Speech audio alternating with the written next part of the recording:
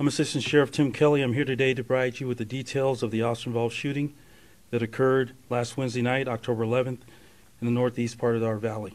I'm joined here today by Deputy Chief Brett Zimmerman, who oversees the Community Policing Division, and Captain Jim LaRochelle, who is the Bureau Commander of Northeast Area Command. I will not be answering any questions regarding the 1 October Strip incident. This OIS was a keep the peace call where our officers were standing by as a victim of domestic violence was attempting to retrieve her personal property, which I will detail in a few moments.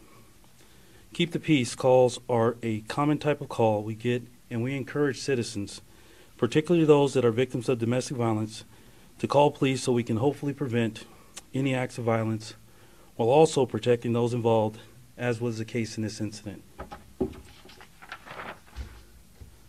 This OIS number 19 for the year and non-fatal number 11. Same time last year, OIS number 6, non-fatal number 4. Date and time of the call was October 11, 2017 at 6:41 p.m. Keep the peace. Location of the OIS was 39 Moonlight Drive near Charleston and Lamb. You can see an overview of the scene to my left. Shots fired at approximately 8:34 p.m. Involved officer was Officer Julian Pappas. He is 28 years old and has been with the LVMPD for 3 years. He is assigned to the Community Policing Division at Northeast Area Command. In this incident, he was armed with a Smith & Wesson M&P 9mm handgun equipped with a tactical light. The investigation revealed Officer Pappas fired fire rounds from his handgun during this incident. Officer Pappas was wearing a body-worn camera during this incident, and I will show you a video at the conclusion of my remarks. The suspect, Vaughn C. Morrill, goes by Charles. He is 35 years old. White male adult, 5'6", 130 pounds. Morrill is pictured to my left. Morrill's charges: assault with a deadly weapon on a protected person, 2 counts, battery by prisoner, damage, destroy state property felony, damage, destroy state property gross misdemeanor, coercion with force. This charge stems from a domestic violence incident that occurred the day prior, which I will detail in a moment. Morrill's criminal history: 2014 traffic-related through NHP, 2016 battery domestic violence. In January 2016, that report was taken. Morrill's weapon: the replica firearm used by Morrill is pictured to my left. It is a Smith & Wesson M&P BB repeater powered by CO2, .77. Ammo type is steel BBs. Velocity 480 feet per second. I'll go into the details. I'm going to start by detailing an event involving Morrill from the night prior to the OIS. On Tuesday, October 10th, 2017, at approximately 7:43 p.m., officers were dispatched to the 4200 block of East Charleston for a family disturbance call. During that call, officers determined Morrill committed coercion with force against his girlfriend. Morrill was gone from the scene when officers arrived, and they were unable to locate him. While on the call, officers learned that Morrill was violent and had made statements that he would kill a cop if need be, according to his girlfriend. Per our policy and state law, officers took a report for domestic violence and coercion with force and cleared the call.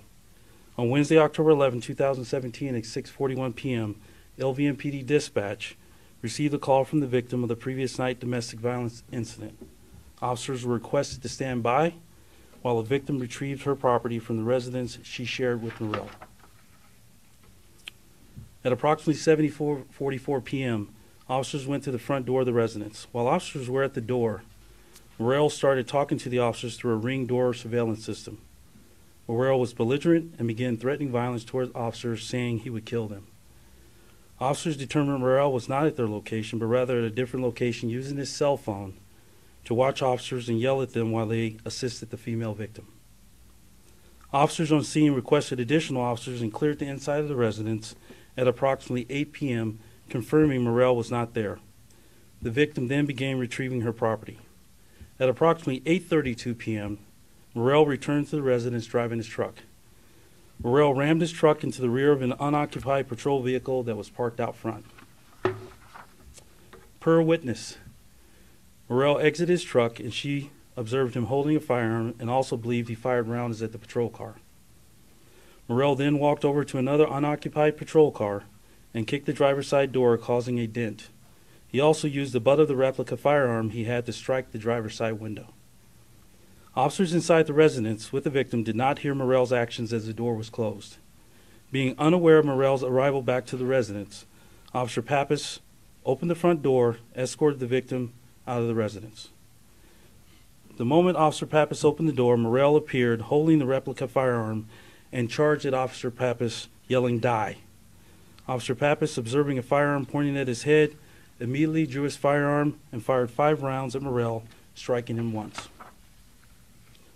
Officer Pappas and his partner broadcast shots fired. At approximately 8:34 p.m., an additional officer were dispatched back to the residence along with medical personnel. Another officer arrived and took Morell into custody.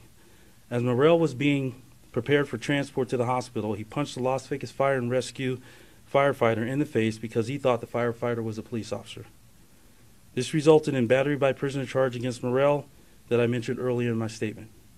Morell was transported to UMC and treated for his injuries. He underwent surgery, and they were determined to be non-life-threatening.